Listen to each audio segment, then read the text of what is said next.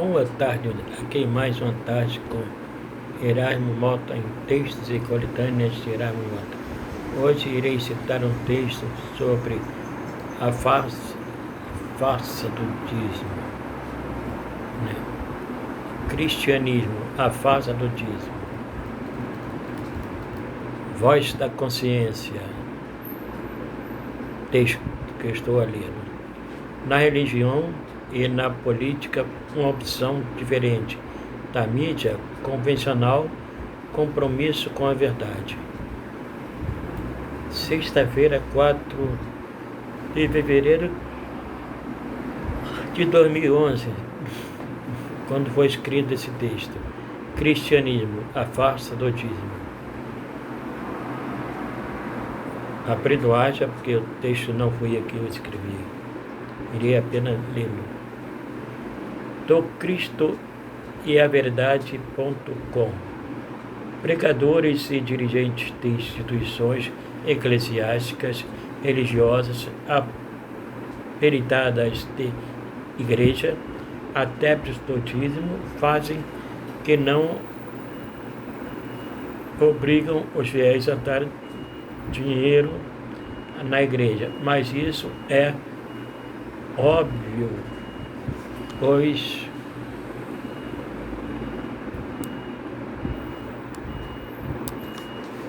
sendo forçado a entregar de qualquer bem material, deixa de ser doação voluntária e passa a ser crime de extorsão, tipificado no artigo 158 do Código Penal brasileiro, previsto a restrição de liberdade com a pena de reclusão de 4 a 10 anos e multa.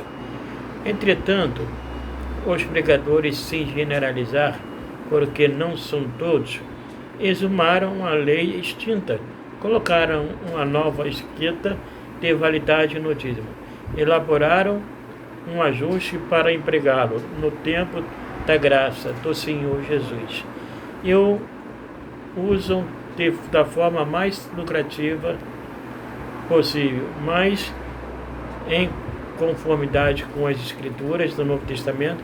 O dízimo hoje é uma falácia, e disso não se tenha a menor dúvida.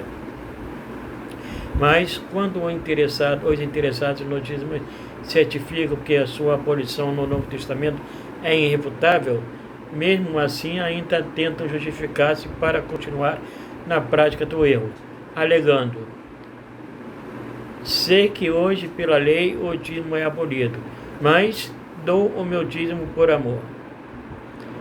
Bem, quando os beneficiários sabemos que recebem o dízimo por amor a si mesmo, mas o financiador vai dar dinheiro por amor a quem? Porventura não seria por medo?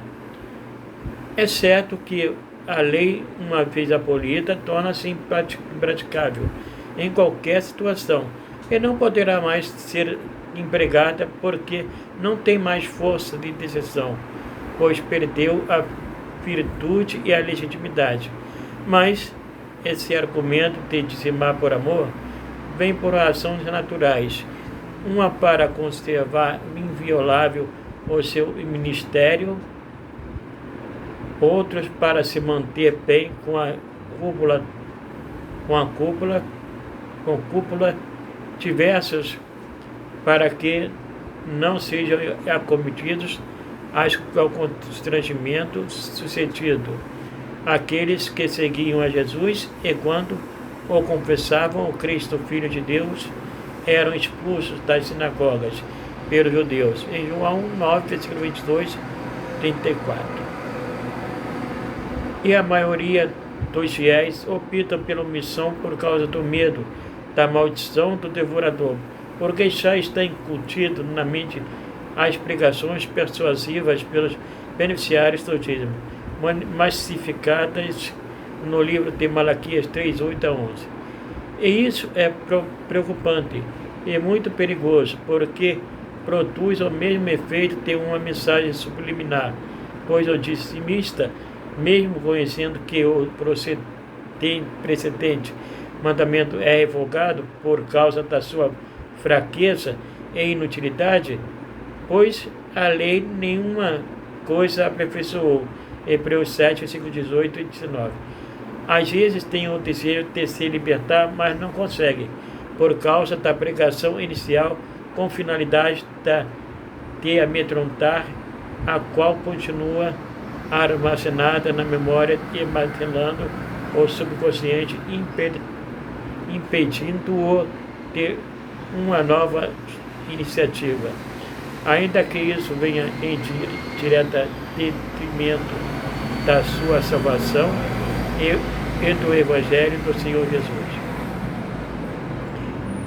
E os defensores do dízimo contestam a sua abolição, se escorando nas palavras do Senhor Jesus, de Mateus 5,17, onde ele diz: não cuideis que vim destruir a lei, ou os profetas, não vim aberrogar, mas cumprir. Como também em Mateus 23, ocasião em que Jesus censurou os escribas e fariseus, dizendo: ai de vós, escribas e fariseus, hipócritas, pois que dais o dízimo da hortelã, do entre do cominho, e desprezais o mais importante da lei, o juízo, a misericórdia e a fé. Deveis, porém, fazer essas coisas e não omitir aquelas. Então vamos buscar discernimento espiritual na palavra para entendermos o porquê Jesus afirmou que não veio destruir a lei, mas cumpri-la. Assim afirmou Jesus,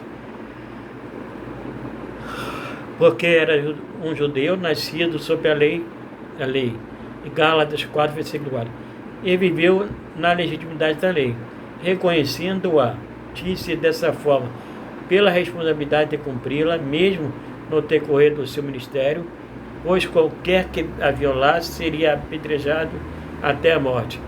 E nesse caso, ele não iria cumprir a sua missão aqui na terra, para libertar o homem que estava morto na maldição do pecado.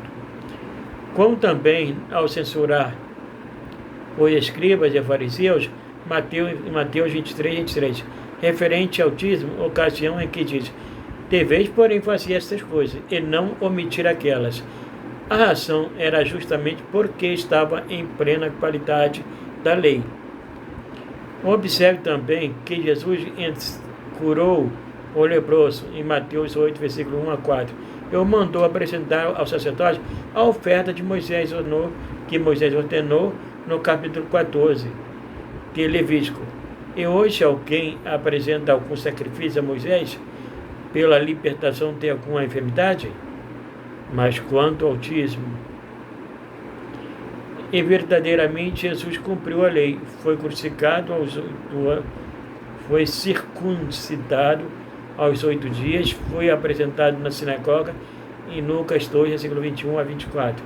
Assumiu o seu sacerdócio aos 30 anos, Lucas 3, 23, e Números 4, versículo 23 e 47. E praticou outras formalidades cerimoniais da lei, porque a nova aliança não teve princípio no nascimento de Jesus, mas na sua morte, em Gálatas 3, versículo 22 a 25, e 44, versículo 5. E para tanto, Cristo, ao render o seu Espírito a Deus, em Mateus 27, versículo 50 e 51, o véu do templo rasgou-se de alto a baixo. Então passamos a viver pela graça do Senhor Jesus, encerrando-se ali toda a ordenança da lei de Moisés, sendo introduzido o Novo Testamento, o Evangelho da salvação pelo triunfo do Senhor Jesus Cristo na cruz do Calvário. O que precisamos entender de vez por toda que Cristo não veio a ensinar os judeus a viverem bem a velha aliança. Ele disse: um novo mandamento vos dou, em João 13, versículo 34. E se a justiça provém da lei, segue-se que Cristo morreu em vão. Gálatas 2, versículo 21. Trecho do estudo bíblico: dízimos e oferta permanecem no Novo Testamento? Seria possível adorar a Deus com os dízimos e ofertas?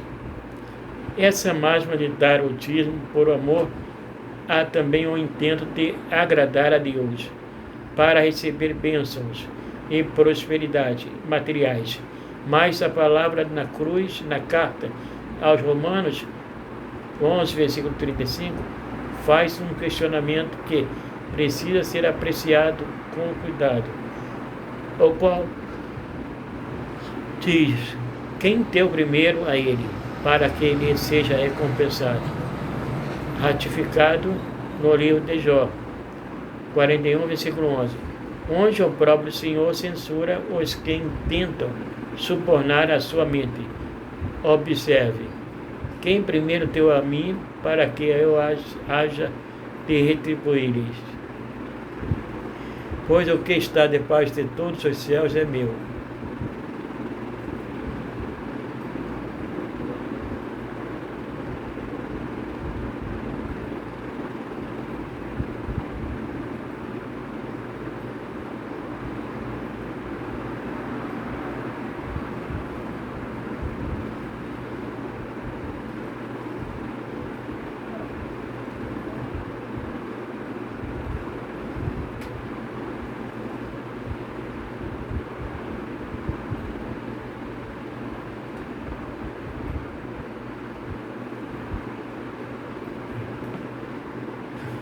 Então, continuar aqui.